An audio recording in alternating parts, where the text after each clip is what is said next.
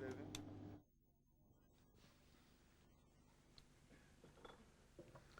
اللہ اکبر اللہ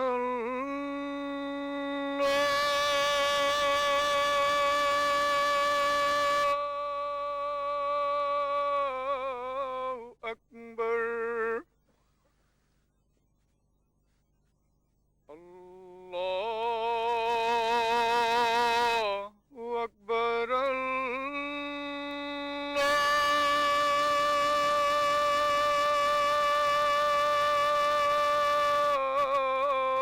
اکبر.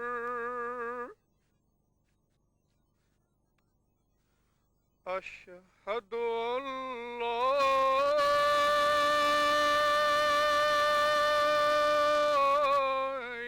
الہ الا اللہ.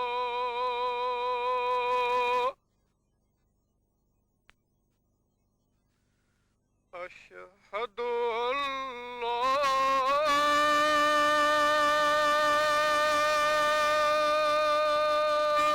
الہ الا اللہ.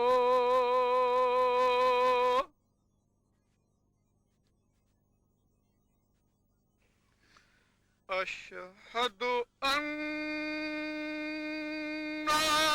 محمد رسول اللہ.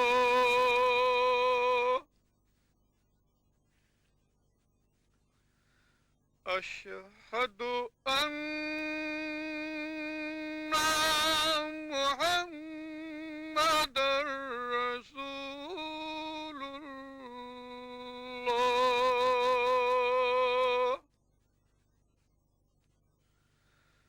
حی علی الصلاۃ.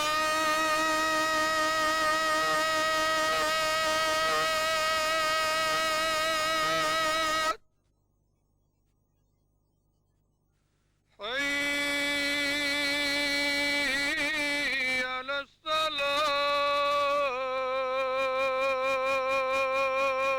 الصلاۃ. حی علی الفلاح.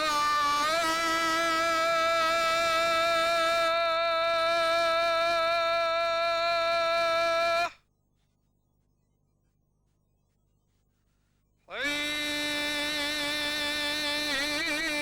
علی الفلاح.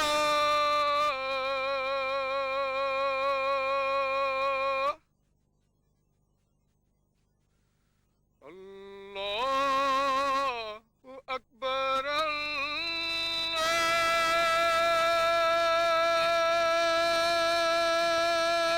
اللہ اکبر.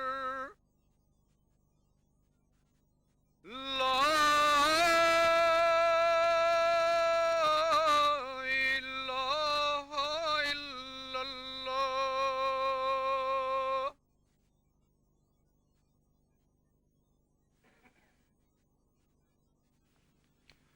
اشہد ان لا الہ الا اللہ وحدہ لا شریک له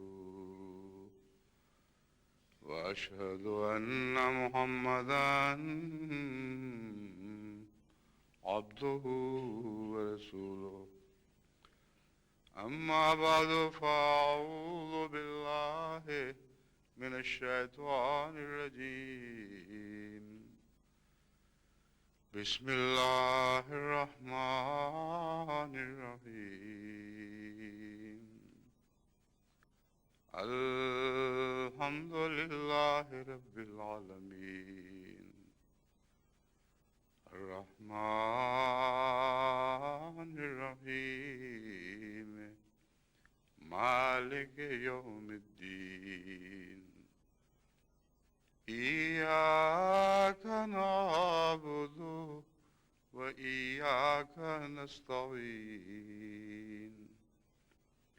اهدنا الصراط المستقيم صراط الذين أنعمت عليهم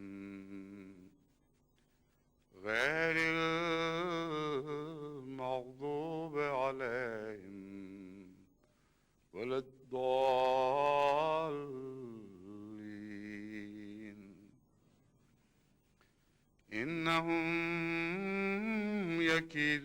كيدا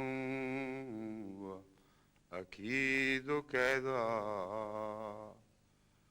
فمهل الكافرين أمهلهم رويدا.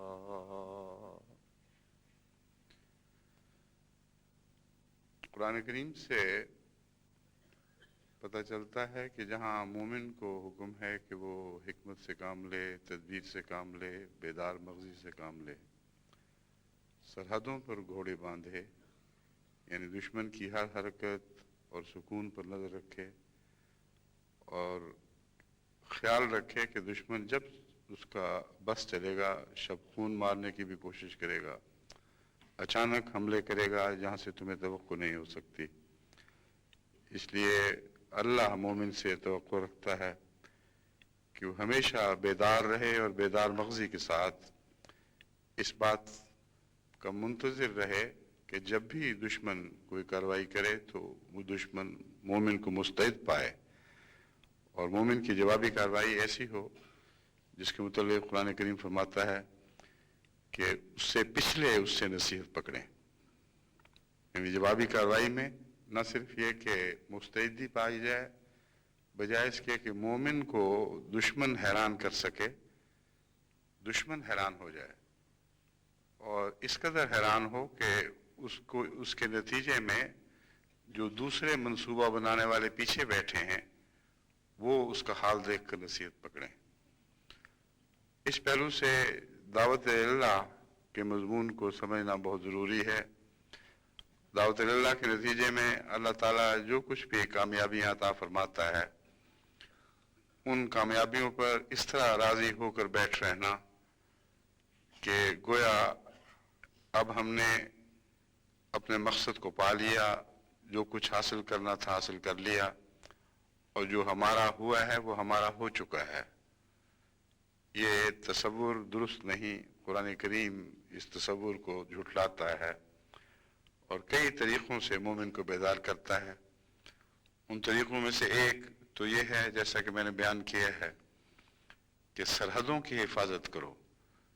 یعنی جہاں جہاں سے دشمن نے حملہ کرنا ہے وہاں تمہارے گھوڑے تیار موجود ہوں اور کبھی بھی دشمن تمہیں سرپرائز نہ دے سکے.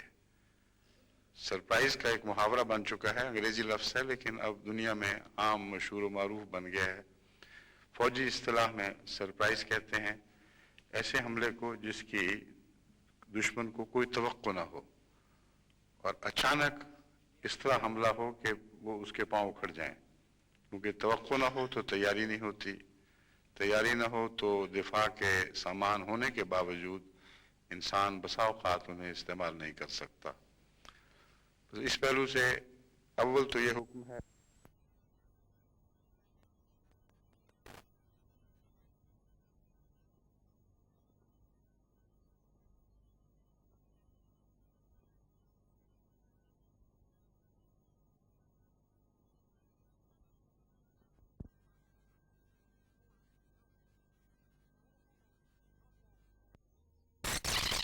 کا ذکر کثرت سے ملتا ہے.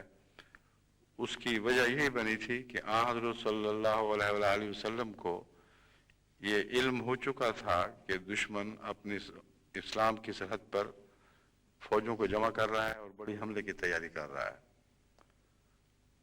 غزوہ تبوک کے نتیجے میں کوئی لڑائی تو نہ ہوئی کیونکہ قتال کی نوبت نہ آئی، مگر بر وقت اور مستعد کارروائی کے نتیجے میں دشمن کے ارادے ٹل گئے اور ان کی فوجیں بکھر گئیں اور انہوں نے جب یہ دیکھا کہ ایک بہت ہی مستعد اور بیدار مغز مد مقابل ہے تو اس بات کی ضرورت ہی نہ ہوئی کہ باقاعدہ جم کر حضرت اقدس محمد رسول اللہ صلی اللہ علیہ وسلم اور آپ کے ساتھیوں کا مقابلہ کر سکتے.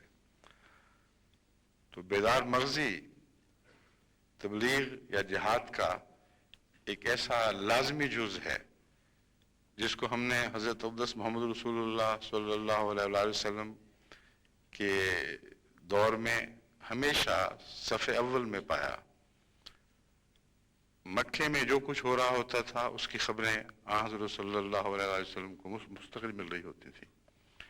کب قافلہ تیار ہو رہا ہے، کہاں کے لیے تیار ہو رہا ہے، کیا نیتیں ہیں، ان سب باتوں کی اطلاعیں حضرت صلی اللہ علیہ وآلہ وسلم کو مسلسل اس نظام کے ذریعے ملتی تھیں جو اس آیت کی ہدایت کے نتیجے میں آپ نے جاری فرمایا۔ اس پہلو سے میں سمجھتا ہوں کہ تمام دنیا کی جماعتوں کے لیے ایک سبق ہے، اور مجھے فکر ہے کہ اس پہلو میں کچھ کمزوری ہے، باقی ہے۔ دعوت اللہ کے کام کو تو آگے بڑھایا جا رہا ہے خدا کے فضل سے، وقت کے ساتھ ساتھ جماعت زیادہ بیدار مغزی اور احساس کے ساتھ، احساس ذمہ داری کے ساتھ زیادہ سے زیادہ مجاہدین کو اس عظیم جہاد میں جھونک رہی ہے، لیکن جو دوسرا پہلو میں نے بیان کیا ہے اس پر ابھی پوری نظر نہیں ہے۔ کئی دفعہ دشمن کے منصوبوں کی اطلاع اس وقت ہوتی ہے جب وہ حملہ کر چکے ہوتے ہیں، اور یہ شیوا حضرت اقدس محمد رسول اللہ کے غلاموں کا نہیں ہونا چاہیے۔ آپ کا اطلاعات کا نظام پہلے سے بہت زیادہ بیدار مغزی سے اور مستعدی کے ساتھ دشمن کے حالات کی خبر پر ہمیشہ تیار رہنا چاہیے، اور خبریں حاصل کرنے کا نظام باقاعدہ منصوبے کے ساتھ بنانا ضروری ہے۔ اس پہلو سے پاکستان میں بھی یہ کمزوری پائی جاتی ہے اور دوسری جماعتوں میں بھی یہ کمزوری پائی جاتی ہے۔ اکثر جب شرارت شروع ہو جاتی ہے اور رخنے ڈال دیتی ہے، اس وقت اطلاع ملتی ہے کہ دیکھیں یہ ہو گیا۔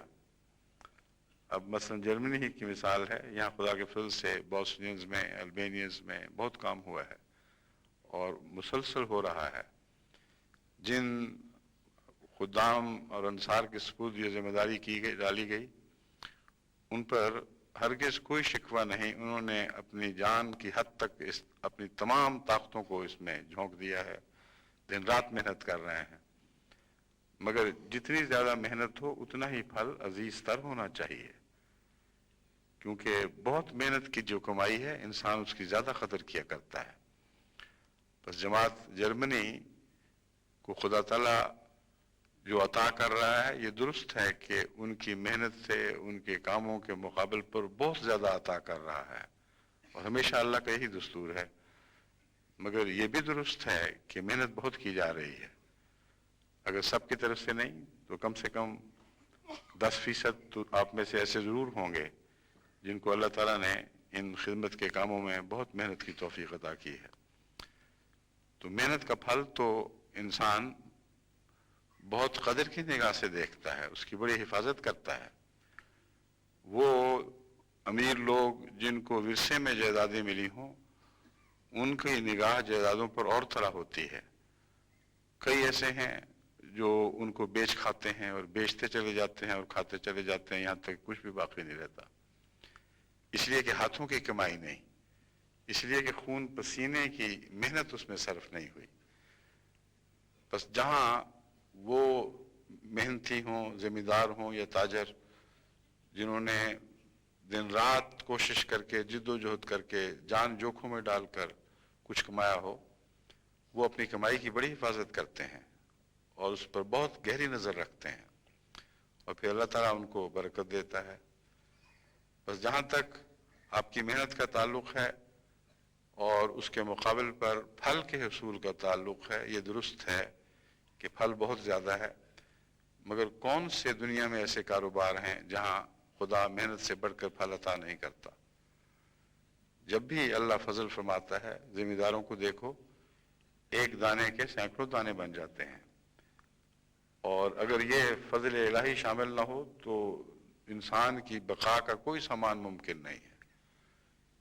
محنت کے برابر اگر پھل اللہ دے تو انسان کی قوت کا، اس کے زندہ رہنے کا، گزر اوقات کا کوئی سہارا نہ رہے۔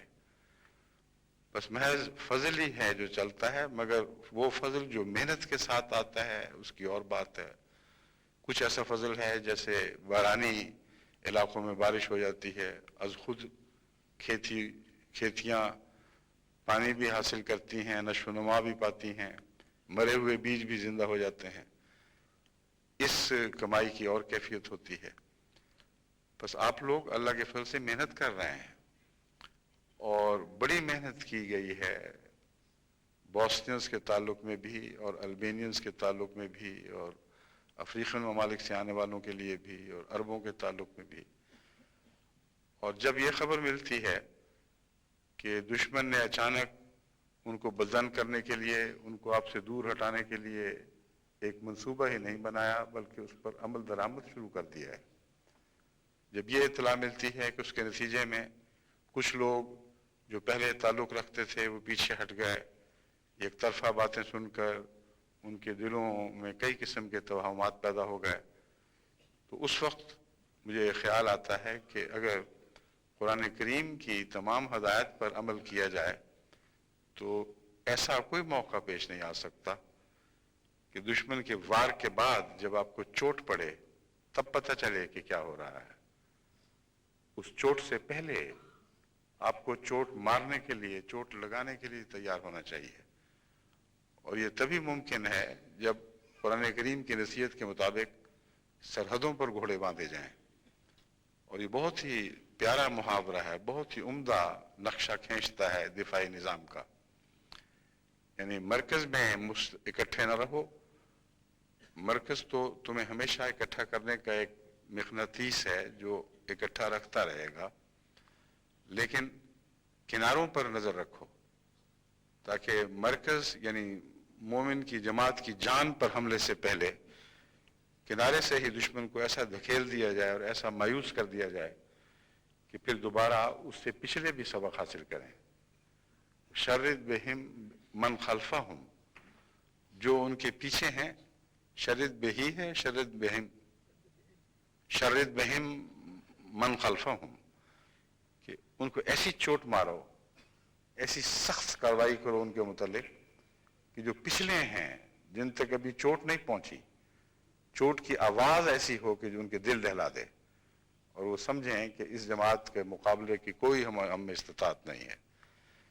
یہ نظام ہے جس میں ابھی کمزوری پائی جاتی ہے اور اسے آپ کو ضرور جاری کرنا ہوگا، ورنہ ہو سکتا ہے کہ جس طرح پہلے بسا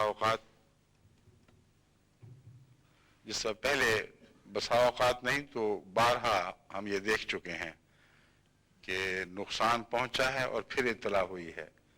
آئندہ ایسا نہیں ہونا چاہیے. جو بھی نئی قومیں جماعت میں داخل ہو رہی ہیں وہی آپ کے کان، وہی آپ کی آنکھیں بن سکتی ہیں.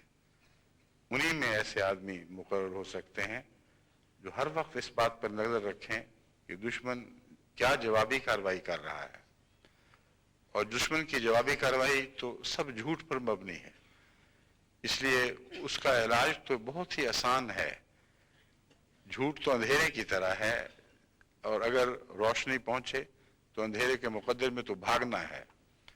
بس بسا اوقات ایسے لوگوں کو مختلف قسم کے اندھیرے اپنے اندر گھسیٹ لیتے ہیں اور روشنی ان تک پہنچتی نہیں، اور وہ اپنے اپنے دائرے ہی میں آنکھیں بند کر کے بیٹھ جاتے ہیں اور سمجھتے ہیں کہ واقعتاً ایک بری جماعت سے ہمارا تعلق قائم ہوا تھا اور بر وقت ہمیں تنبیہ کر کے بچا لیا گیا ہے.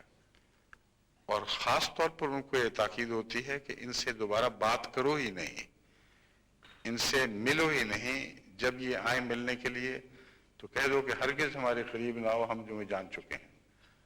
کیا جان چکے ہیں، کیا تم نے دیکھا ہے، کیا نئی بات پائی ہے، اس کا کوئی ذکر نہ کرو. اور وہ نہیں کرتے.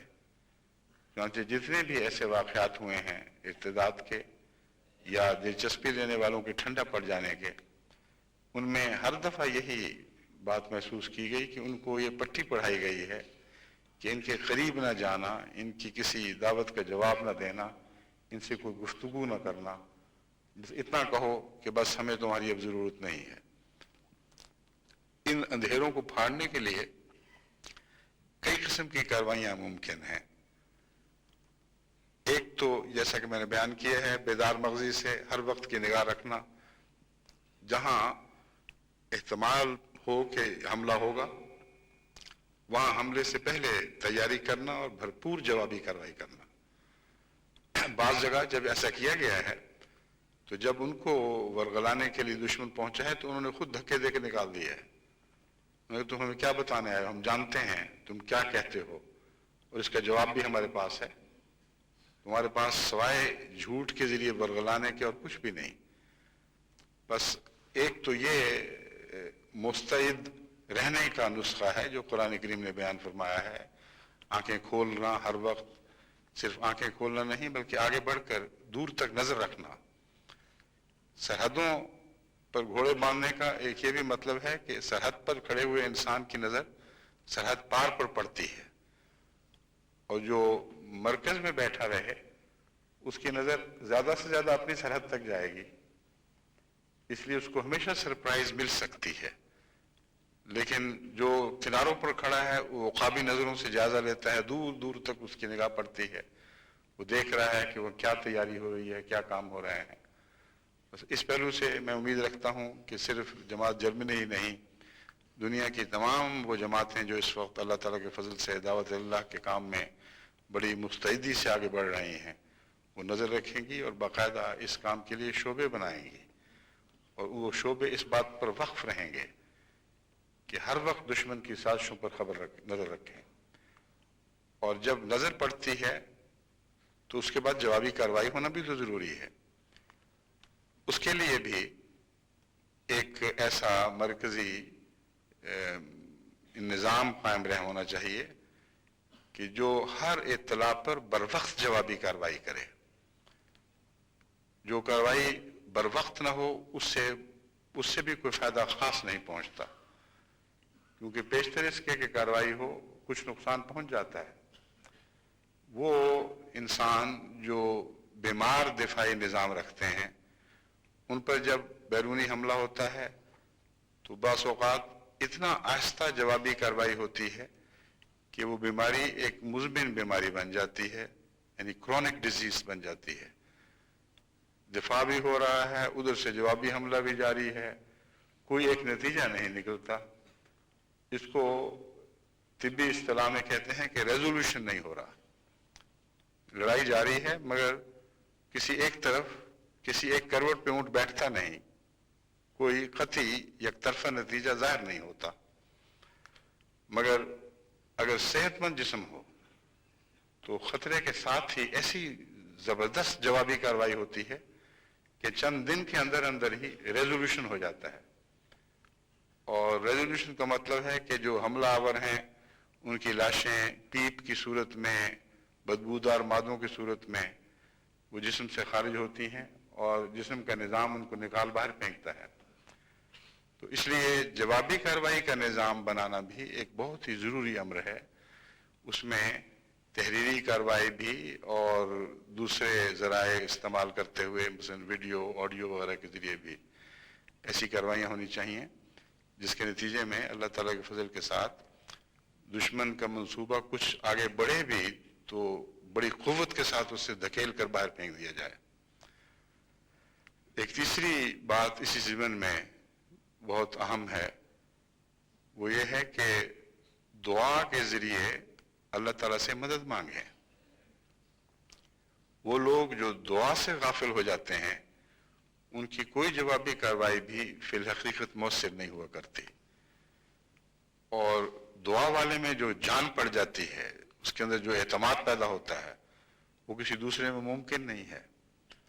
بسا اوقات دنیا بھر سے احمدی مجھے لکھتے ہیں، یعنی وہ جو دعا گو احمدی ہیں، کہ اس طرح کا مسئلہ درپیش تھا، بظاہر کامیابی کی کوئی صورت دکھائی نہیں دیتی تھی، مگر اللہ تعالیٰ نے دل میں تحریک کی، دعا کی طرف توجہ مائل ہوئی، اور حیرت انگیز طور پر آسمان سے تائیدی نشان ظاہر ہوئے، اور دشمن کو تصور بھی نہیں تھا کہ کس طرح اس کی ناکامی ہوگی، کیسے اس کو نامرادی کا منہ دیکھنا ہوگا، مگر خدا نے غیر معمولی طاقت عطا فرمائی، تائیدی نشان ظاہر فرمائے۔ تو مومن کی زندگی محض اپنی جوابی کارروائیوں پر انحصار نہیں رکھ سکتی۔ اس ضمن میں بہت سی باتیں ہیں جو میں پہلے کہہ چکا ہوں، اب ان کو دہرانا نہیں چاہتا۔ جوابی سیل کیسے کام کرنا چاہیے، کیا کیا کارروائیاں ہونی چاہیے، ان کی تفاصیل مختلف مواقع پر جماعتوں کے سامنے پیش کر چکا ہوں۔ اس لیے اب میں اس حصے پر آتا ہوں کہ دعا کی طرف ایک بیدار توجہ کی ضرورت ہے۔ ایک وہ دعا ہے جو غفلت کی حالت میں انسان کرتا ہی رہتا ہے، اور اس پہلو سے جماعت احمدیہ دنیا کی ایک دعا گو جماعت کے طور پر ابھری ہے۔ کوئی دنیا میں ایسی جماعت نہیں جس میں اس کثرت سے اس کے افراد کو دعا سے شغف ہو اور دعا پر یقین ہو، ایک دوسرے کو دعا کے لیے کہتے ہوں، اپنے لیے دعائیں کرتے ہوں، دوسروں کے لیے دعائیں کرتے ہوں۔ لیکن وہ دعا جس کی طرف میں توجہ دلا رہا ہوں، وہ دین کے کاموں کے لیے دعا ہے جس کے لیے بے قراری پیدا ہو اور ایک ذہن ہر وقت اس بات پر تیار ہو کہ جب بھی دین کو کوئی خطرہ لاحق ہوگا میرا دل بے قراری سے اللہ کے حضور جھکے گا، اور یہ عادت بن جائے، ایک فطرت ثانیہ ہو جائے کہ جب بھی دین کو کسی نقصان کا خطرہ ہو بے اختیار دل سے بے قرار دعائیں اٹھیں، اور جب بھی دشمن سے مقابلہ ہو دعاؤں کے ساتھ طاقت پانے کے ذریعے آپ جوابی کارروائی کریں۔ اس کے نتیجے میں بہت سی برکتیں ملتی ہیں جن کا حقیقت میں تو شمار ممکن نہیں، مگر ان قسموں میں سے ایک قسم یہ ہے کہ جوابی کارروائی کے لیے دماغ روشن ہو جاتا ہے، اور وہ باتیں سوچتی ہیں جو بغیر دعا کے سوچ نہیں سکتی۔ دوسرے یہ کہ عمل کی توفیق ملتی ہے، ورنہ محض اچھی تدبیریں سوچنا بھی کافی نہیں ہوا کرتا جب تک ان کے ساتھ ان پر عمل پیرا ہونے کی توفیق بھی نصیب نہ ہو۔ اور پھر غیب سے ایسے نشان ظاہر ہوتے ہیں کہ دعا کرنے والے کا دل پورے یقین سے بھر جاتا ہے کہ یہ میری کوشش کا دخل نہیں بلکہ یقیناً بلا شبہ اللہ تعالیٰ کی طرف سے تائیدی نشان ظاہر ہوا ہے، اور وہ نشان اپنی ذات میں ایک طاقت رکھتا ہے، ایک ایسی عظیم قوت رکھتا ہے جسے شکست دینا دشمن کے بس کی بات نہیں ہے۔ تو وہ جماعتیں جو تبلیغ میں مصروف ہوں، اللہ کے کام میں مصروف ہوں اور اللہ سے مدد لینے میں غافل ہوں، بہت ہی ان کی حالت تو بہت قابل رحم ہے۔ خدا کی خاطر وقت خرچ کر رہے ہیں، محنت کر رہے ہیں، کام اس کا ہے، مگر مدد کے لیے اس کو نہیں بلاتے، حالانکہ اس کی مدد کے بغیر کوئی کام بھی ممکن نہیں ہے۔ اللہ تعالیٰ نے ایک اپنا نظام بھی جوابی کارروائی کا بنا رکھا ہے، اور اس جوابی کارروائی کے نظام کا دعا سے تعلق ہے۔ جب مومن خدا کو پکارتا ہے تو ایک نظام ہے جو پہلے ہی سے موجود ہے، وہ متحرک ہو جاتا ہے۔ اس نظام کا ذکر ان آیات میں ہے جن کی میں نے آپ کے سامنے تلاوت کی۔ اللہ تعالیٰ فرماتا ہے انہم یکیدون کیدا واکید کیدا فمہل الکافرین امہلہم رویدا، کہ میں جانتا ہوں کہ دشمن تدبیریں کر رہے ہیں اور بڑی بڑی تدبیریں کر رہے ہیں۔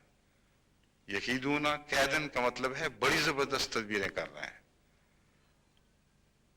واکید کیدا میں بھی تدبیر کر رہا ہوں۔ فمہل الکافرین امہلہم رویدا، کافروں کو اپنے حال پر تھوڑی دیر کے لیے چھوڑ دے اور دیکھ کہ پھر میری تدبیر کیا نتیجے ظاہر کرتی ہے۔ یہاں بسا اوقات پڑھنے والے کو یہ دھوکہ لگتا ہے کہ اللہ تعالیٰ فرما رہا ہے کہ کام چھوڑ دو اور ایک طرف بیٹھ رہو، اب اللہ کے اوپر معاملہ جا پڑا ہے۔ ہرگز یہ مراد نہیں ہے۔ مراد یہ ہے کہ اول تو مخاطب آن حضرت صلی اللہ علیہ وسلم ہے، اور آن حضرت صلی اللہ علیہ وآلہ وسلم کا تو ایک لمحہ بھی غفلت کا لمحہ نہیں تھا۔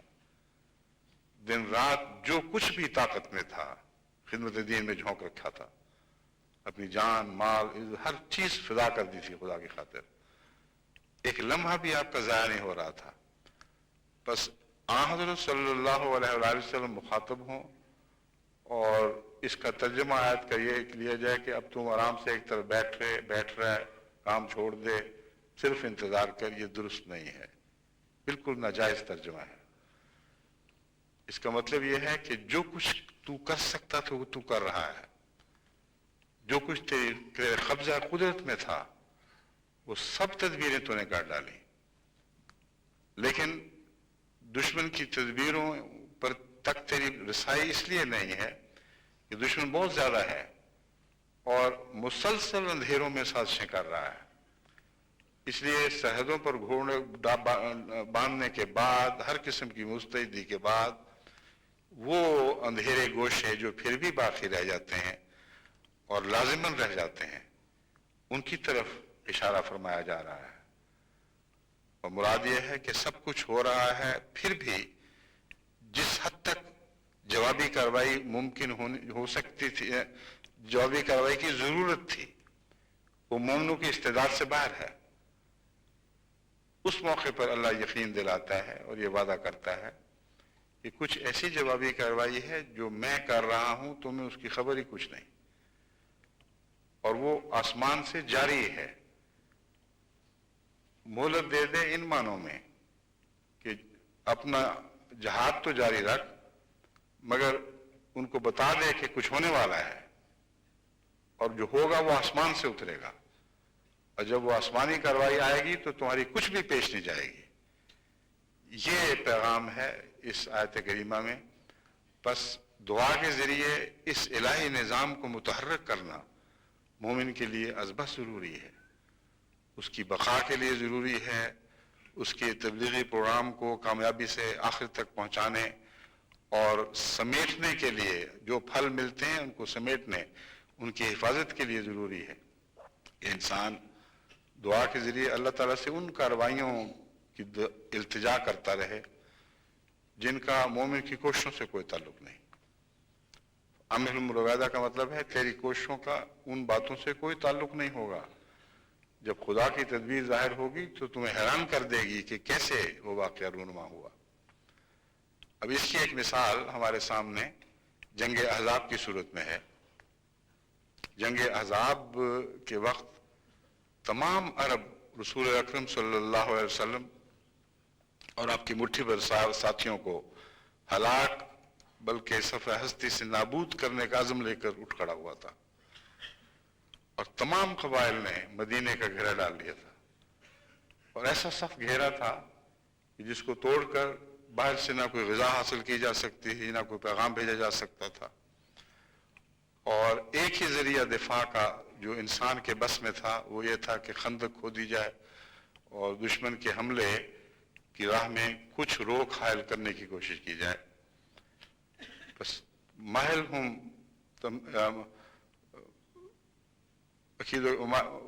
الکافرین آمنہم رویدہ کا یہ مطلب تو نہیں تھا کہ بیٹھ جاؤ اور کچھ نہ کرو، اب خدا کرے گا۔ خدا نے تو کرنا تھا اور کیا، لیکن کیسے کیا اور اس عرصے میں مومن کیا کرتے رہے، یہ بات میں آپ کو غزوہ یا جنگ غزوہ خندق کے حوالے سے آپ کو سمجھانے کی کوشش کر رہا ہوں۔ دن رات محنت کر کے حضرت صلی اللہ علیہ وسلم اور آپ کے ساتھیوں نے ایک خندق کھودنا شروع کی۔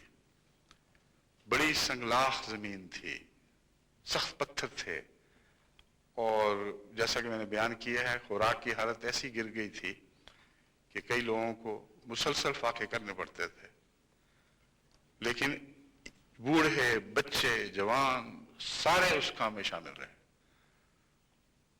بس حضرت صلی اللہ علیہ وسلم سے بہتر وحی الہی کو کون سمجھتا تھا؟ آپ نے یہ نہیں کیا کہ بیٹھے رہو، اللہ بھی تدبیر کر رہا ہے، دشمن نے بھی تدبیر کی ہے، بلکہ اس غزوہ خندق میں اس مضمون پر اور بھی کئی پہلوؤں سے روشنی پڑ رہی ہے۔ سرحد پر گھوڑے باندھنے کا مضمون، حضرت صلی اللہ علیہ وسلم کی نظر تمام عرب قبائل پر تھی، اور جو کچھ وہاں ہو رہا تھا اس کی اطلاعیں ملتی تھیں۔ اگر یہ اطلاعیں حملے سے بہت پہلے آپ کو حاصل نہ ہوتی تو خندق کیسے کھودی جا سکتی تھی؟ وہ خندق کو ایک دو دن کا کام تو نہیں ہے، مہینوں کی محنت درکار تھی۔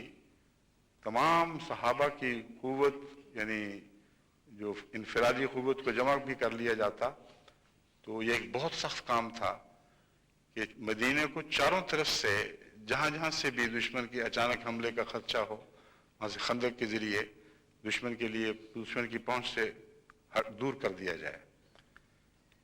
اور خندق پہ اتنی گہری ہونی چاہیے کہ اچانک کوئی اس کو پاٹ نہ سکے، اتنی چوڑی ہونی چاہیے کہ تیز رفتار گھوڑے بھی چھلانگیں لگا کر اس کے پار نہ اتر سکیں، تو یہ خندق کھودنا کون احمق ہے جو سمجھتا ہے کہ چند دنوں کی بات تھی، اور اس خندق کی اطلاع بھی دشمن کو مل رہی ہوگی، لیکن تیاری اس وقت شروع کر دی تھی حضور اکرم صلی اللہ علیہ وآلہ وسلم نے جبکہ دشمن کے منصوبے ابھی بالکل آغاز میں تھے، اور وہ فوجیں جمع کر رہا تھا، ابھی اس کا نظام مکمل نہیں ہوا تھا کہ ادھر خندق شروع ہو چکی تھی، اور پیشتر اس کے کہ دشمن ہجوم کر کے مدینے میں داخل ہوتا، اس کی راہ میں یہ خندق کھودی جا چکی تھی، اور محنت ایسی تھی کہ اس کی کم مثال دنیا میں ملتی ہے۔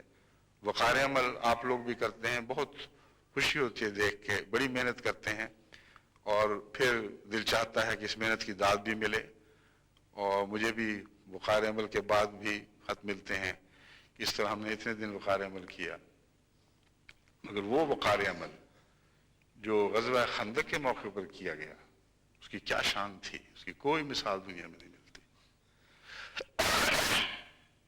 صحابہ پیٹ پر پتھر باندھے ہوئے دن رات مسلسل محنت میں مصروف تھے، کھانے کو روٹی میسر نہیں تھی، قسمت سے کچھ کھانے کو مل جاتا تو اسی پر گزارا کرتے تھے، اور اتنی تنگی کی حالت تھی کہ صحابہ جو بہت ہی صبر سے کام کر رہے تھے، ایک موقع پر رسول اللہ صلی اللہ علیہ وسلم کی خدمت میں حاضر ہو کے کہا، یا رسول اللہ اب تو حد ہو گئی ہے۔ اپنے پیٹ سے کپڑا اٹھایا ایک صحابی نے، عرض کیا کہ یا رسول اللہ دیکھیں پیٹ پہ پتھر بندھا ہوا ہے، یعنی بھوک کی شدت سے جو درد ہوتی ہے، تکلیف ہوتی ہے، اس کو روکنے کے لیے عربوں کا دستور تھا کہ پیٹ پہ پتھر باندھ دیتے تھے۔ حضرت صلی اللہ علیہ وسلم نے اپنے پیٹ سے کپڑا اٹھایا تو اس پہ 2 پتھر بندھے ہوئے تھے۔ کہتے کہ میں تو رہنما ہوں، لیکن کسی محنت میں تم سے پیچھے نہیں، کسی قربانی میں تم سے پیچھے نہیں، ہر محنت ہر قربانی میں تم سے آگے ہوں۔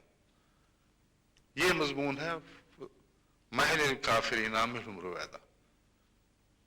یہ کہاں سے نتیجہ نکال لیتے ہیں لوگ کہ بیٹھے رہو چپ کر کے، ہاتھ پہ ہاتھ دھر لو اور جو کچھ ہے خدا اوپر سے کرتا رہے گا۔ ان لوگوں کے لیے کرتا ہے جو اپنی طاقت کے انتہائی ذرے ذرے کو بھی خدمت دین میں جھونک چکتے ہیں، اور پھر کوئی بس نہیں پاتے، پھر بھی کوئی راہ نہیں پاتے۔ بس اس حال میں صحابہ نے خندق کھودی اور اللہ تعالیٰ نے اپنی عظمت کے نشان دکھائے، ساتھ ساتھ حضرت اقدس محمد رسول اللہ کی دعائیں تھیں جو مومنوں کو یقین دلا رہی تھیں کہ اس خندق کے ذریعے نہیں بلکہ آسمان پر ایک کارروائی ہونے والی ہے، جس کے نتیجے میں نہ صرف ہماری حفاظت ہوگی بلکہ ہمیں دنیا پر عظیم غلبہ عطا ہوگا۔ اسی خندق کھودنے کے دوران ایک موقع پر ایک ایسی سخت چٹان حائل ہو گئی کہ اگر اس کو توڑا نہ جاتا تو خندق بیکار ہو جاتی، کیونکہ ایک خندق کا حصہ ایسا ہوتا جو دونوں کناروں کو ملائے رکھتا، اور اس کے نتیجے میں خندق کا مقصد ہی زائل اور باطل ہو جاتا۔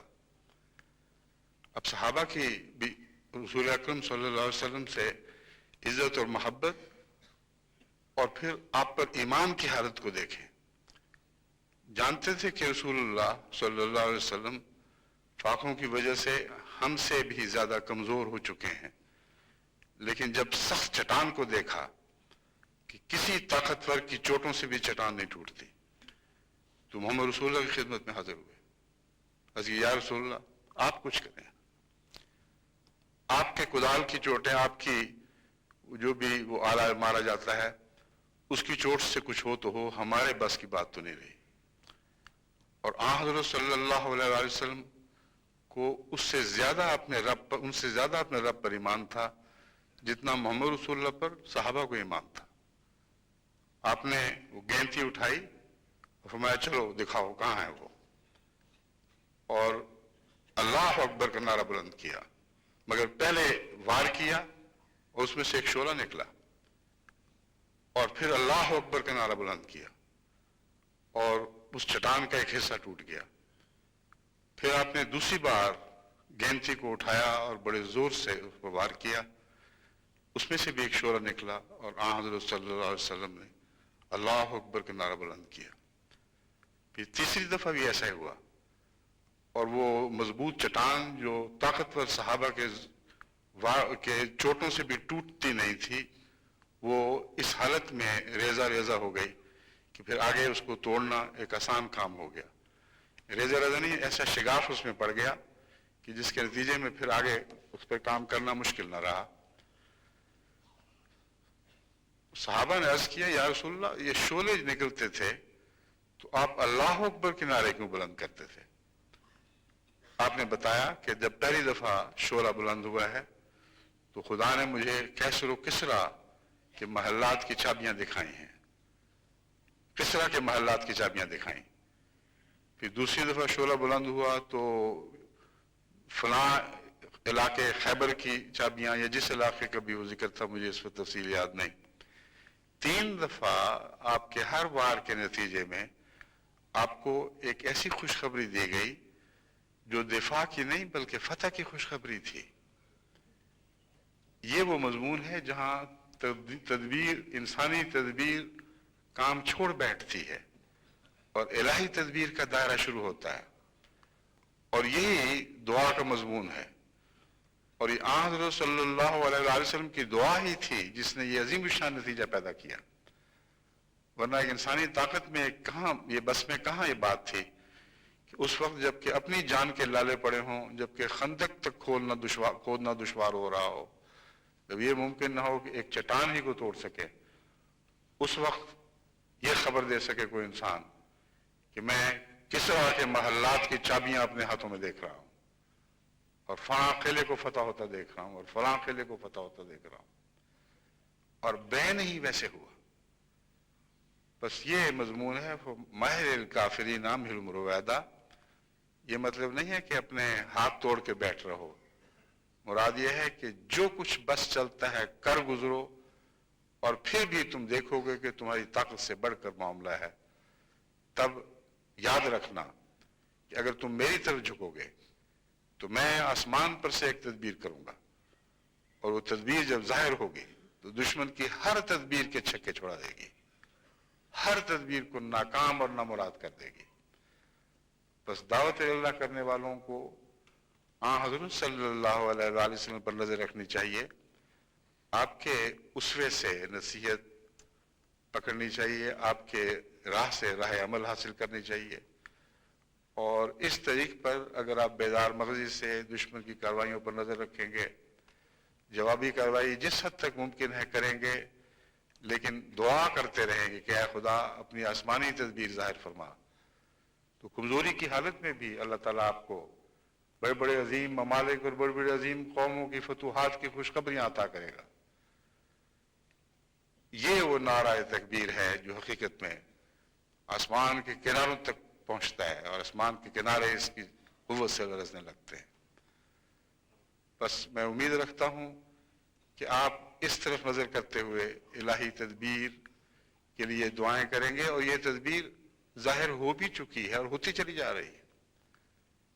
اگر آپ آنکھیں بند کر لیں تو الگ بات ہے، مگر اب نظر تو ڈال کے دیکھیں کہ پاکستان کے علماء نے اور پاکستان کی حکومت نے آپ کے خلاف کیا تدبیر کی تھی.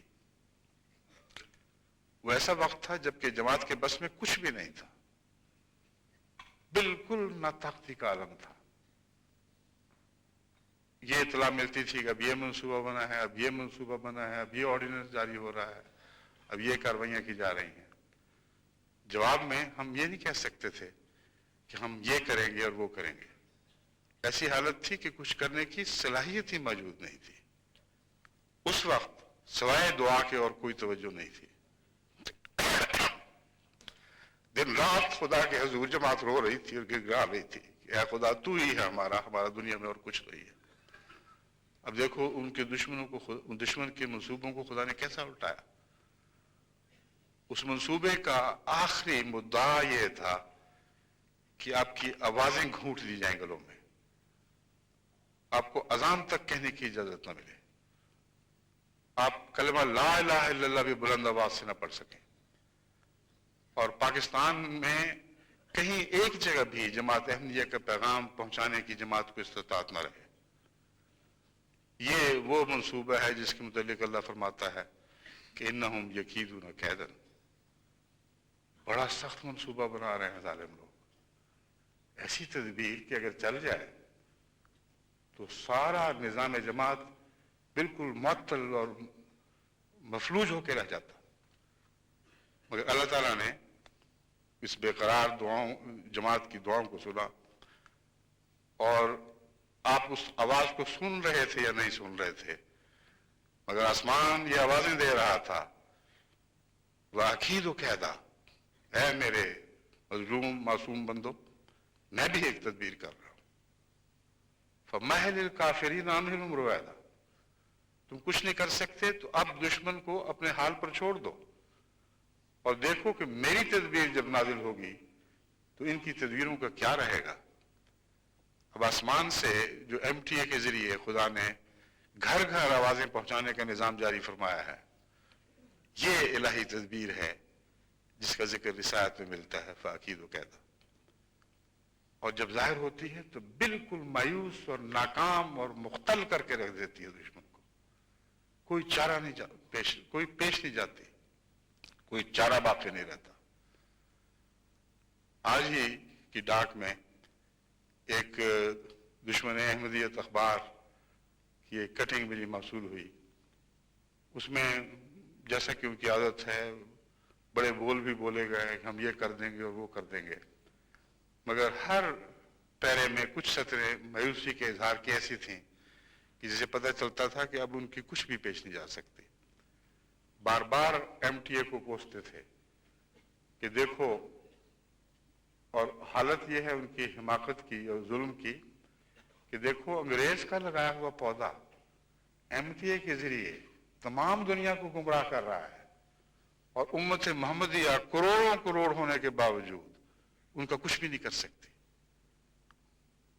कुछ भी बिगाड़ नहीं सकती, उनकी राह में कोई रोक हायल नहीं कर सकती। किस कदर जुल्म की बात है। एक तरफ अंग्रेज को रख रहे हैं, दूसरी तरफ मोहम्मद रसूलुल्लाह की उम्मत को, और इकरार ये कर रहे हैं कि मोहम्मद रसूलुल्लाह की उम्मत अंग्रेज के पौधे के मुकाबले पर बिल्कुल नाकारा और बेकार होकर बैठ गई है, कुछ भी उसमें ताकत बाकी नहीं रही। काश उनको ये समझ आती कि हजरत मसीह मौऊद अलैहिस्सलाम ने यही तो पेशगोई फरमाई थी। आपने दुश्मन को मुखातिब करते हुए कहा था कि तुम समझते हो कि मैं अंग्रेज का लगाया हुआ पौधा हूं, मैं अंग्रेजों का खुद काश्ता पौधा हूं। ये मसीह मौऊद अलैहिस्सलाम ने अल्फाज इस्तेमाल किए, मगर मैं तुम्हें खबरदार करता हूं इस धोखे में न रहना। मैं खुदा के हाथ का लगाया हुआ पौधा हूं, और नामुमकिन है कि खुदा किसी को ताकत दे कि इस पौधे को उखेड़ फेंके। आपने फरमाया जो तदबीरें तुम्हारी ताकत में थी तुम कर बैठे हो और भी कर रहे हो, दुआ की तदबीर भी इस्तेमाल करके देख लो। अब हजरत मसीह मौऊद अलैहिस्सलाम का ये मशवरा अपनी जात में मसीह मौऊद अलैहिस्सलाम की सदाकत की एक अजीम दलील है। वो दुश्मन जो खुदा वाला होने का दावा कर रहा था उसको दुआ की होश नहीं थी, और जिसको खुदा से दूर कह रहे थे वो उनको तवज्जो दिला रहा है। असल फैसले तो आसमान पर हुआ करते हैं, तुम्हारी जमीनी कोशिशें क्या कर सकती हैं। एक रास्ता है जिस तरफ तुम्हारी निगाह नहीं है, हां अगर तुम सच्चे हो और वो रास्ता खुल जाए तो मेरा कुछ भी बाकी नहीं रहेगा, मेरा तमाम सिलसिला नेस्त नाबूद हो जाएगा, और वो दुआ का रास्ता है। साहब ने फरमाया कि तदबीरें तो कर चुके, अब दुआएं करो, और दुआएं भी ऐसी करो कि रोते रोते तुम्हारी पलकें झड़ जाएं, तुम्हारी आंखों के हल्के गल जाएं, ऐसे सजदे में माथे रगड़ो कि तुम्हारे माथे घिस जाएं और नताख्ती से रशियों के दौरे पड़ने लगे। मगर खुदा की कसम तुम्हारी सारी दुआएं बेकार जाएंगी, क्योंकि मैं किसी अंग्रेज का लगाया हुआ पौधा नहीं, मैं खुदा के हाथ का लगाया हुआ पौधा हूं। वो जानता है कि कैसे इस पौधे की हिफाजत करनी है। तुम्हारी आंखों के सामने मैं बढ़ूंगा, फूलूंगा और पलूंगा, और तुम कुछ भी नहीं कर सकोगे। बस ये है तदबीर इलाही, जब वो आसमान से नाजिल होती है तो हैरत अंगेज काम दिखाती है। बस MTA के जरिए भी जो पैगाम अब इनके घरों में पहुंच रहा है बिल्कुल बेकार होकर बैठ चुके हैं, बेकार होकर रह गए हैं। मंसूबे बना रहे हैं, हुकूमतों की तरफ दौड़ रहे हैं, कभी सऊदिया की तरफ से निगाह है कि वो पैसे दे, कभी लीबिया की तरफ दौड़ते हैं, کبھی ایران کی منتیں کرتے ہیں کہ کچھ کرو، کچھ پیسے دو، ہم بھی ایک اسٹیشن کھولیں. مگر اسٹیشن کھولو گے تو عقل کہاں سے لاؤ گے؟ اسٹیشن کھولو گے تو قرآن کا علم کیسے حاصل کر لو گے؟ وہ جماعت جس پر خدا کے فضل نازل ہوں، جن کے دماغ خدا نے روشن کیے ہوں، جن کو اللہ آسمان سے علوم سکھاتا ہو، ان کا مقابلہ تم کیسے کر سکتے ہو؟ اسٹیشن کھولو گے تو اور زیادہ لوگ ہماری طرف متوجہ ہوں گے، کیونکہ جو اسٹیشن بھی تم بناؤ گے اگر عالمی بھی ہو اور دن رات بھی چلے، تو اگر اس میں ناچ گانا نہ ہوا تو کسی نے سننا ہی کچھ نہیں. اور جو گندی گالیاں دیتے ہو کتنی دیر دو گے؟ کچھ دور کے بعد لوگوں کے دل بھر جائیں گے، لوگ کراہت کرنے لگیں گے، یہ کیا داڑھیوں والے مولوی روزانہ آ کر ہر وقت منہ سے جھاگے نکالتے اور بکواس کرتے چلے جا رہے ہیں. انسانی فطرت ہے، اس کا جواب میں بتا رہا ہوں، میں اپنی طرف سے کچھ نہیں کہہ رہا. ان پر ہی کل لوگ لانتے ڈالیں گے، یہ تم نے اسٹیشن کھولا ہے، اس پر اتنا خرچ کر رہے ہو قوم کا. نہ کوئی سنے گا، ریڈیو اسٹیشن ان کے چلتے رہیں، ٹیلی ویژن چلتے رہیں، ادھر سے سیٹی نہ چلیں تو پھر کہاں تک، کن تک یہ آواز پہنچے گی؟ مگر جماعت احمدیہ کا ٹیلی ویژن ہے اللہ کے فضل سے، یہ چونکہ آسمان سے اترا ہے، عقید و قاعدہ کی ایک تفسیر ہے، اس لیے دیکھیں کہ یہ روک رہے ہیں پھر بھی لوگ سنتے چلے جا رہے ہیں. وہ لوگ جو احمدیت کے نام سے بھی ناآشنا تھے، ایم ٹی اے کے ذریعے نہ صرف آشنا ہوئے بلکہ خطوط لکھتے ہیں کہ ظلم ہے کہ ہمارے لیے اتنا تھوڑا پروگرام، ہمیں زیادہ پروگرام دو، ہم روزانہ یہ پروگرام سننا چاہتے ہیں. کبھی بھی آج تک ہم نے کسی ٹیلی ویژن کو اسلامی پروگرام پیش کرتے نہیں دیکھا. اگر کوئی حقیقت میں اسلامی پروگرام ہے تو ایم ٹی اے کا پروگرام ہے، اور یہ آواز پھیل رہی ہے، اس کی مقبولیت پھیلتی چلی جا رہی ہے. مولوی جو چاہیں زور لگائیں اور لگا رہے ہیں، کوئی ان کی نہیں سنتا. اور زیادہ سے زیادہ لوگ اینٹینے ہمارے ڈش کی طرف رخ کر، ہمارے ٹرانسپونڈنٹ کی طرف رخ کر کے لگاتے ہیں. بلکہ بعض ممالک میں تو حیرت انگیز مجھے اطلاع ملی، عرب ممالک کی بات کر رہا ہوں، کہ ایک احمدی جہاں وہ ڈش اینٹینے کا کام کرتے ہیں، انہوں نے بتایا کہ ایک دفعہ دو دفعہ کی بات نہیں، اب تو اکثر یہ ہو رہا ہے کہ جب مجھے ڈش اینٹینا لگانے کے لیے بلایا جاتا ہے تو کہتے ہیں تم ایم ٹی اے لگا سکتے ہو کہ نہیں؟ اگر ایم ٹی اے نہیں لگا سکتے تو جاؤ، ہم تم سے نہیں لگوائیں گے. اتنی مقبولیت بڑھ رہی ہے. اب اس آسمان سے اترنے والی مقبولیت کا یہ کیا جواب رکھتے ہیں؟ یہ کوئی پیش نہیں جا سکتی. لیکن اس ضمن میں بھی جیسے کہ میں نے بیان کیا تھا پہلے بھی، بہت سے کاموں کی ضرورت ہے، ابھی بہت سے منصوبوں کی ضرورت ہے. وہ منصوبہ جو خدا بناتا ہے اس کی تائید میں پھر زمین پہ بھی منصوبے بننے چاہیے. جس رخ پہ خدا ہوائیں چلاتا ہے اس رخ پہ مومن کو بھی تو آگے بڑھنے کی جد و جہد کرنی چاہیے. ہواؤں کے رخ پر چلنے کے لیے ٹانگوں کا استعمال چاہیے. اور وہ مومن جن کو خدا نے پر پرواز عطا کیے ہوں، اڑنے کی طاقت ہو، ان کو ہواؤں کے رخ پر اڑتے چلے جانا چاہیے.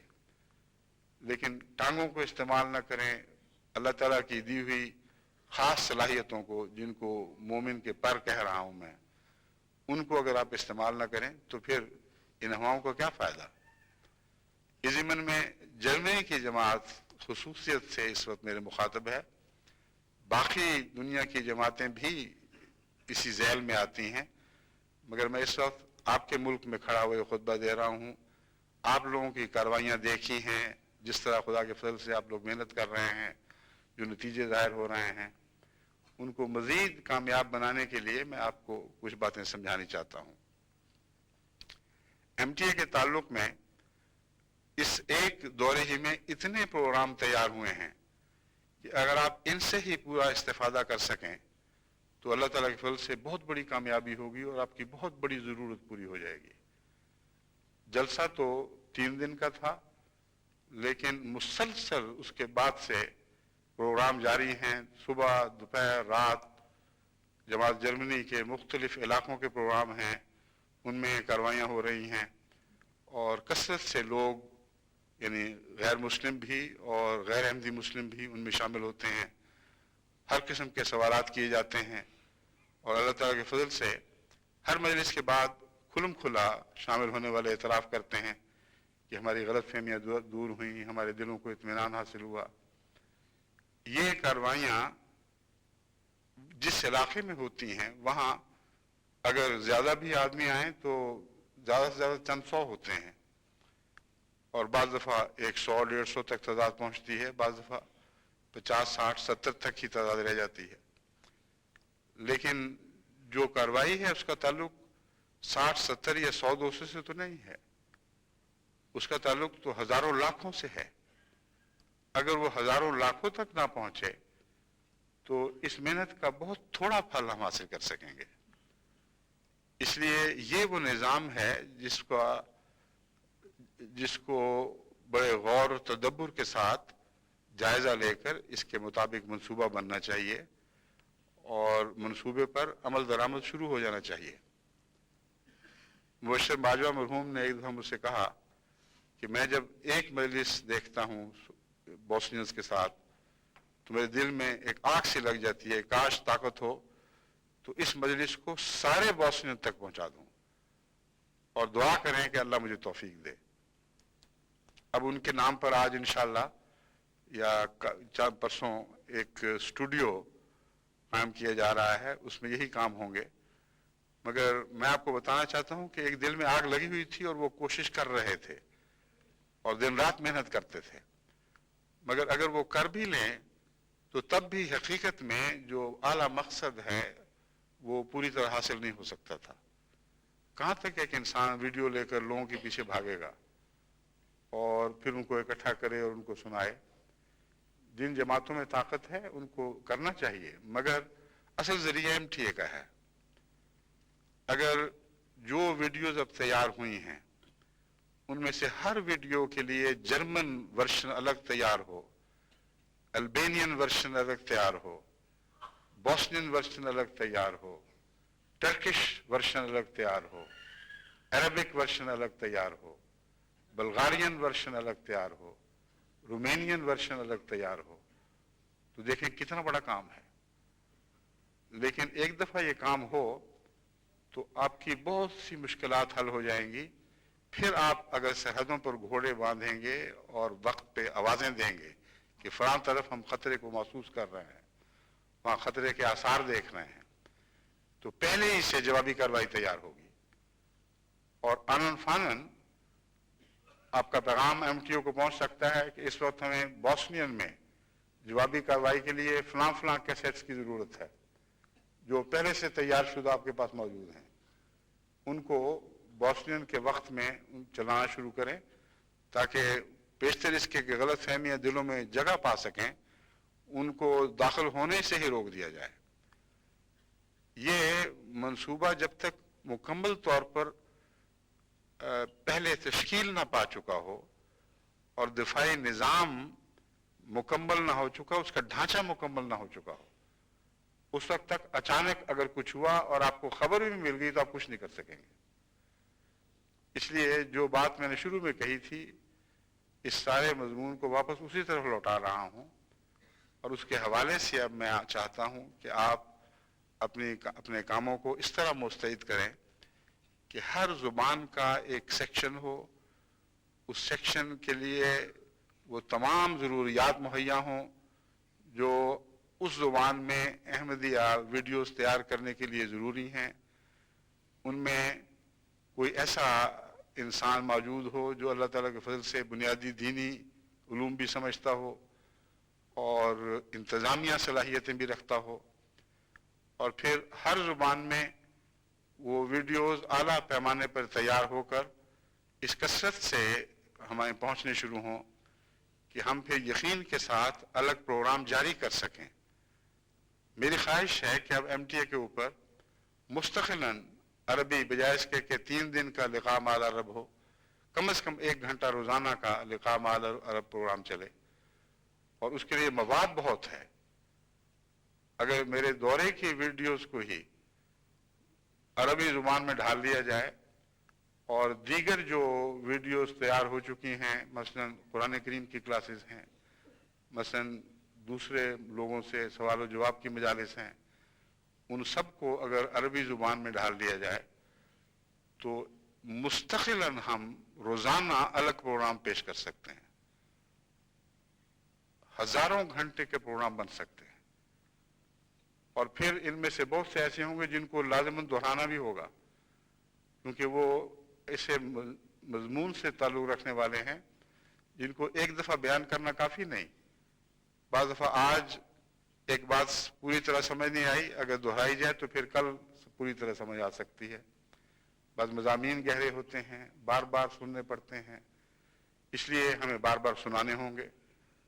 और उसके अलावा ऑडियंस बदलते रहते हैं, टेलीविजन व्यूअर्स बदलते रहते हैं।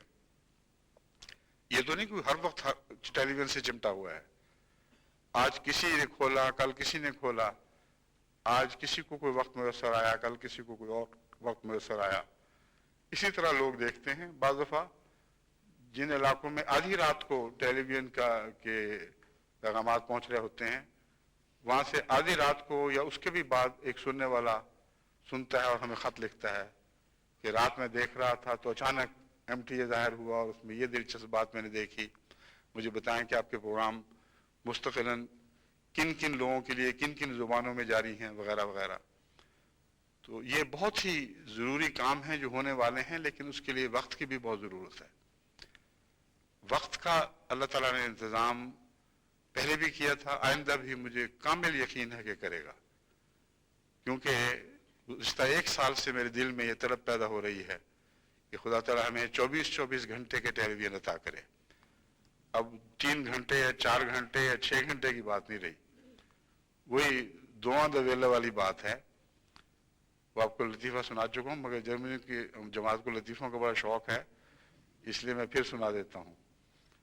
वो एक दफ़ा कश्ती पर एक चौधरी और उसके साथ एक मिरासी सवार हुए, और पंजाब में दस्तूर था और भी जगहों पे होगा कि जब कश्ती गिरदाब में आती थी तो कश्ती वाला मल्ला आवाज दिया करता था कि साईं खिजर के नाम पर कुछ खैरात डाल दो वरना हलाक हो जाओगे। तो आमतौर पर चौधरी साहब जब भी मरासी को हराने की कोशिश करते थे, मरासी ज्यादा ज़हीन, ज्यादा ताक और चाक चौबंद था, वो हमेशा बात उल्टा दिया करता था। तो चौधरी साहब को ख्याल आया कि अब मौका है मैं इससे इंतकाम ले लूं, और इंतकाम लेने की ऐसी सूझी कि वो मिरासी बेचारा खोदा था, उसकी दाढ़ी पे सिर्फ 2 बाल थे और चौधरी की भरपूर दाढ़ी थी। तो चौधरी साहब ने जब आवाज सुनी कि ख्वाजा खिजर के नाम पर कुछ खैरात दे देनी चाहिए, तो चौधरी साहब ने बुलंद आवाज से कहा कि आज बजाय पैसों के बेहतर है कि दाढ़ी के 2-2 बाल उतार के नोच कर हम दरिया में डाल दें। मुराद ये थी कि मरासी की तो दाढ़ी सिर्फ ये, सारी दाढ़ी उखड़ जाएगी। तो मरासी मुड़ के बोला, चौधरी जी ये दुआ दा वेला, कौन है वो खबीस जो सारी दाढ़ी ना उखेड़ के फेंक दे। तो ये तो लतीफे की बात है, मगर खुदा गवाह है कि दुआ दा वेला नहीं रहा, अब तो सब कुछ झोंक देने का वक्त आ गया है। बस मैं तो यही अल्लाह से अर्ज करता रहा कि अब 2-3 घंटे का वक्त कहाँ रहा। अब तो हर दुनिया में हर तरफ से तलब पैदा हो रही है, प्यास बढ़ रही है, मुतालबे आ रहे हैं। अब 2 घंटों में या 3 घंटों में या 6 घंटों में हम क्या काम कर सकेंगे? हमें आलमी 24-24 घंटों के प्रोग्राम दे। और मैंने हिदायत की है इस ज़िम्मन में इंशाअल्लाह ताला जो भी सूरत होगी, मैं उम्मीद लगा बैठा हूं कि खुदा ताला हमें जरूर 24 घंटे के आलमी प्रोग्राम अता करेगा। और उन प्रोग्रामों को भरने के लिए अब ये कार्रवाई है जो मैं आपके सामने रख रहा हूं। अगर 24 घंटे के प्रोग्राम हों तो हर मुल्क की निस्बत से उसके औकात को मलहूज रखते हुए आप बआसानी दुनिया के हर मुल्क के लिए मुनासिब हाल वक्त मुकर्रर कर सकते हैं, और वो ज़ुबानें उन वक्तों में उस वक्त में चला सकते हैं जो ज़ुबानें उन मुल्कों में बोली जाती हैं, और उनके लिए तैयारी चाहिए। अब यूरोप के लिए मसलन कम से कम इन ज़ुबानों में तैयारी होनी चाहिए। इसके अलावा जर्मन प्रोग्राम है, फिर फ्रेंच प्रोग्राम है, फिर डेनिश है, नॉर्वेजियन है, और बहुत सी ज़ुबानें हैं यहाँ, इटालियन है, स्पेनिश है। ان سب زبانوں میں نئے پروگرام بنانے کی تو آپ کو استطاعت نہیں ہے، نہ ہمارے پاس وقت ہے، مگر خدا تعالیٰ نے اپنی تقدیر سے پہلے ہی سے اس کثرت سے ایسے پروگرام بنا دیے ہیں کہ جن کو اگر ترجمہ کر کے ہم ویڈیوز میں بھر دیں تو ہر زبان کے لیے ایک باقاعدہ معین پروگرام کے مطابق بعض گھنٹے مقرر کر سکتے ہیں۔ البینینز کو پتہ ہو کہ روزانہ 1 یا 2 کون سے گھنٹے ہیں جن میں وہ لازماً ہمیشہ البینین پروگرام سن سکیں گے۔ بوسنینز کو پتہ ہو کہ ہماری زبان کا وقت فلاں ہے، جرمنز کو پتہ ہو ہماری زبان کا فلاں وقت ہے، اسپینش کو پتہ ہو ہماری زبان کا فلاں وقت ہے، فرینچ کو پتہ ہو کہ ہماری زبان کا فلاں وقت ہے۔ عرب عین وقت کے اوپر تیار رہیں اس پروگرام کو دیکھنے کے لیے، ٹرکش اپنے وقت پر اپنے پروگرام کو دیکھنے کے لیے تیار رہیں۔ یہ وہ منصوبہ ہے جو اللہ تعالیٰ نے میرے دل میں ڈالا ہے، اور میں جیسا کہ ہمیشہ میں نے دیکھا ہے جماعت سے اپیل کرتا ہوں اس یقین پر کہ جماعت ضرور بیداری کے ساتھ لبیک کہے گی، اور جماعت جرمنی پر سب سے زیادہ کام کا بوجھ ہوگا، کیونکہ جتنی زبانوں میں آپ تبلیغ کر رہے ہیں، جتنی مختلف زبانیں بولنے والی قوموں کو آپ تبلیغ کر رہے ہیں، آپ کو خدا نے یہ اعزاز بخشا ہے کہ دنیا میں اور کوئی ملک نہیں ہے جہاں کی جماعت احمدیہ یہ کہہ سکے کہ ہم جرمنی کے برابر قوموں کو تبلیغ کر رہے ہیں، جرمنی کے برابر مختلف زبانیں بولنے والی قوموں کو پیغام پہنچا رہے ہیں۔ بس جب یہ سعادت خدا نے بخشی ہے تو اس سعادت کی ذمہ داریوں کو بھی ادا کرنا ہوگا، اور وہ ٹیمیں جو اس وقت بنا پا چکی ہیں، یعنی ان کو بنایا جا چکا ہے کسی حد تک، ان ٹیموں کو ایک منصوبے کے مطابق کام دے کر اسے آگے بڑھانا ہوگا، اور نظر رکھنی ہوگی کہ ہم روزانہ کتنے گھنٹے کا پروگرام بنا رہے ہیں، کن کن موضوعات پر بنا رہے ہیں، کون کون سی ویڈیوز ہمارے پاس اکٹھی ہو چکی ہیں۔ اب خطبات کے بھی سلسلے ہیں جو ایسے ہیں کہ جن کو دہرانا بھی ضروری ہے، مثلا گلف کرائسس کے اوپر، عبادتوں کے اوپر، اور بہت سے مضامین ہیں جن پر خطبات کے سلسلے تھے جن کی ہمیشہ بار بار یاد دہانی کی جن کی ضرورت پیش آتی جائے گی، کیونکہ انسان کو یاد دہانی کی ضرورت ہے۔ آپ نے سن بھی لیے ہوں تو آپ کو بھی ضرورت پیش آئے گی، لیکن جن قوموں نے سنے ہی نہیں ہیں ان کو کیا پتا کہ جماعت احمدیہ کے کیا پروگرام ہیں، کیا ارادے ہیں، کس نظر سے دنیا کو دیکھتی ہے، اللہ تعالیٰ نے ان کو کیا روشنی عطا کی ہے۔ بس ان سب دنیا کی قوموں کو ان کی ضروریات مہیا کرنا، ان کی طبی پیاس بجھانا، جس کا پانی آسمان سے مسیح موعود پر اترا ہے، اور وہ وہی پانی ہے جو محمد رسول اللہ صلی اللہ علیہ وسلم پر اترا تھا، جس کے متعلق مسیح موعود علیہ السلام فرماتے ہیں این چشم رواں کے بے خلق خدا دے ہم، یا قطرے ز بحر کمال محمد است۔ یہ جو تم چشمے جاری ہوتے دیکھ رہے ہو عرفان کے، یہ تو محمد رسول اللہ کے سمندر کا ایک قطرہ ہے جس سے میں نے فیض پایا ہے اور میں آگے دنیا کو دے رہا ہوں۔ بس پانی تو وہی ہے جو آسمان سے محمد رسول اللہ پر اترا تھا، آج کے دور میں ہمیں صافی بنایا گیا ہے۔ آج کے دور میں مسیح موعود علیہ السلام کو مشکیں بھر بھر کے وہ پانی پلایا گیا، اور اسی کو فیض کو جاری کرنے کے لیے ہم خدام آج پیدا کیے گئے ہیں، اسی کے لیے اللہ تعالیٰ نے ذرائع مہیا فرمائے ہیں۔ تو جس خدا نے ذرائع مہیا فرمائے ہیں، مجھے کامل یقین ہے کہ ہماری استعدادیں دیکھ کر ذرائع مہیا فرمائے ہیں، یا یوں کہنا چاہیے کہ ہمیں استعدادیں عطا کرنے کے بعد یہ ذرائع مہیا فرمائے ہیں۔ تو جس خدا نے استعدادیں عطا کی ہیں وہی ان کی تسخیر کی بھی طاقت بخشے گا، مگر لازم ہے کہ دعا کریں اور دعائیں کر کے ان کاموں کو جاری کریں۔ مسلسل ایسے سیل قائم ہونے چاہیے، ڈیسک قائم ہونے چاہیے، مسلسل کا لفظ تو بعد میں کہنا چاہیے تھا، ایسے ڈیسک قائم ہونے چاہیے جو مسلسل نگاہ رکھیں کہ اس وقت مثلا بوسنین میں ہم نے کیا کر لیا ہے، کیا آئندہ کرنا ہے، کس قسم کے توہمات پیدا کیے جا رہے ہیں، کس قسم کے شبہات دلوں میں بھرے جا رہے ہیں، ان کے کیا کیا جواب ہونے چاہیے، احمدیت کا کس حد تک تعارف ہے، کس حد تک تعارف کروانا ضروری ہے، کس طریق پر ہونا چاہیے۔ یہ ساری باتیں بوسنین زبان میں مؤثر طریق پر ان کو پیش کرنے کے لیے जितना भी आज तक मवाद इकट्ठा है उस पर वो डेस्क नजर रखे और फिर मॉनिटर करे इस बात को कि जिन खुदाम अंसार लजनात के सपुर्द ये काम है, यानी ख़वातीन और बच्चों के सपुर्द, वो उनकी प्रोडक्शन क्या है, किस रफ्तार से वो इनको टेलीविजन पर दिखाने के लायक प्रोग्रामों में तब्दील कर रहे हैं। और फिर हमें मुत्तले किया जाए कि हम हर रोज़ के लिहाज से इतने घंटे का प्रोग्राम बना रहे हैं, और जब कुछ प्रोग्राम तैयार हो जाएंगे और रफ्तार का यकीन हो जाएगा कि ये मुस्तहकम हो चुकी है, तो फिर हम इंशाअल्लाह ताला बड़े खुद एतमादी के साथ ऐलान करेंगे कि आओ बॉस्नियंस, अब तुम्हारे लिए हमने फलां हर रोज़ का 1 घंटा या 2 घंटे मुकर्रर कर दिए हैं, फलां वक्त तुम बैठा करो और देखा करो। और एक दफ़ा शुरू हो जाए तो फिर उसकी आदत पड़ जाती है। अफीम की भी तो आदत पड़ती है, मगर अच्छे प्रोग्राम देखने की उससे भी ज़्यादा आदत होती है। और अल्लाह ताला के फजल से MTA के प्रोग्राम दुनिया के जलील लज्जतों वाले प्रोग्रामों को तोड़कर अपनी जगह खुद बना रहे हैं और मुतालबा बढ़ रहा है। इसका मज़ा ही और है, इसकी कैफियत ही और है। बस इस बात से न डरें कि कौन देखेगा।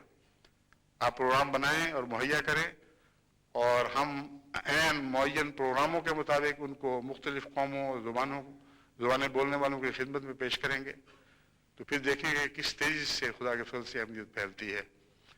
फिर आपका ये फिक्र कम हो जाएगा कि जो आए थे हमने उनको संभाला भी है कि नहीं। हमारा काम सिर्फ ये रह जाएगा कि हर वो जगह जहाँ खुदा के फजल से नौमुबाइन पैदा होते हैं वहाँ कसरत के साथ डिश एंटेने मुहैया किए जाएं, और उसके लिए फिर अलग एक मंसूबा होगा। ऐसी एक टीम बनानी होगी जो नज़र रखे, ये देखे कि प्रोग्राम से इस्तेफादा करने वालों के पास ज़राए भी हैं कि नहीं, और अगर हम ज़राए मुहैया करें तो उनके ज़ाया होने का एहतमाल तो नहीं है। उनकी निगरानी का क्या इंतज़ाम होगा, कौन सी जगह है जहाँ वो प्रोग्राम दिखाए जाएंगे, क्योंकि इनमें से हर एक के घर में तो आप डिश एंटेना मुहैया नहीं कर सकते ना। इन बेचारों के हालात इस वक्त ऐसे हैं कि वो ज़्यादा खर्च बर्दाश्त कर सकें। बस इस पहलू से बहुत से काम हैं। मैंने खुलासतन आपके सामने प्रोग्राम रख दिए हैं, और मैं उम्मीद रखता हूँ कि अब इंशाअल्लाह ताला बड़ी मुस्तैदी के साथ इस मैदान में भी जमात जर्मनी दुनिया की सारी जमातों को पीछे छोड़ जाएगा, मगर पीछे छोड़ जाएगा नहीं, बल्कि दावत अमल देता हुआ आगे बढ़ेगा, इशारे करता हुआ आगे बढ़ेगा कि है जान और है ताकत, तो आओ हमारे साथ आगे बढ़ के दिखाओ। इस तरह जो मुसाबत की रूह से एक अमल का दौर शुरू होगा, वो इंशाअल्लाह ताला अहमदियत को फुतूहात के एक नए दौर में दाखिल फरमा देगा। अल्लाह करे कि ऐसा ही हो।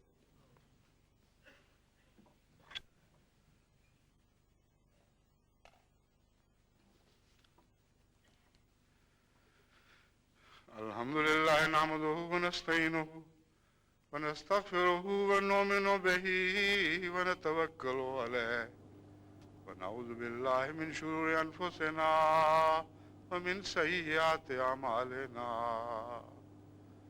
मन यहदिहिल्लाहु फला मुदिल्ल लहु व मन युद्लिल्हु फला हादिय लहु व नशहदु अल्ला इलाहा इल्लल्लाह वहदहु ला शरीका लहु व नशहदु अन्ना मुहम्मदन अब्दुहु व रसूलुहु। इबादल्लाह रहमकुमुल्लाह, इन्नल्लाहा यामुरु बिल अदलि वल इहसानि व इताइ दिल कुर्बा व यन्हा अनिल फहशाइ वल मुनकरि वल बगी यइज़ुकुम लअल्लकुम तज़क्करून। उज़्कुरुल्लाह यज़्कुरकुम वदऊहु यस्तजिब लकुम वलज़िक्रुल्लाहि अकबर।